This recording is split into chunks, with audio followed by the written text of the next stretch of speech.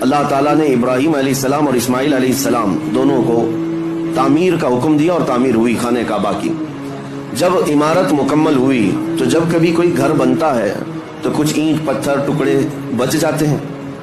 گھر کی عمارت کے بعد جو سامان بچتا ہے آپ اس کو لے جا کر کے کہیں پھینک دیتے ہوں گے، ٹھنڈا کر دیتے ہیں۔ خانہ کعبہ کی تعمیر کے بعد جو مٹی، اینٹ، پتھر، گارے جو جس سے بھی بنا تھا وہ بچا تھا، تو ابراہیم علیہ السلام نے اس کے متعلق پوچھا رب ذوالجلال سے، مولا یہ جو تعمیر سے بچ گیا ہے اس کا کیا کیا جائے؟ اللہ کریم کا حکم ہوا، اے ابراہیم وہ جتنی مٹی بچی ہے یا گارا یا جو کچھ بھی بچا ہے اس کو اٹھاؤ، جمع کرو اور ہوا میں پھینک دو۔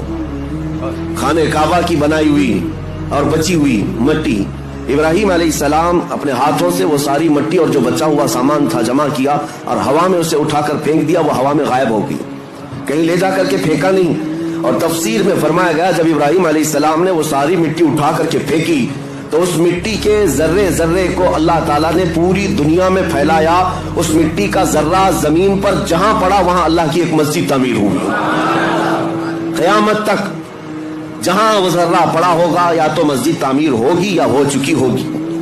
میں اسی لیے کہا کہ اس روایت کو پڑھنے کے بعد یہ فخر ہوتا ہے کہ جس جگہ ہم سجدے کے لیے مسجد میں حاضر آئے ہیں یہاں کا ذرہ بھی خانہ کعبہ کی مٹی سے ضرور ملا ہوگا۔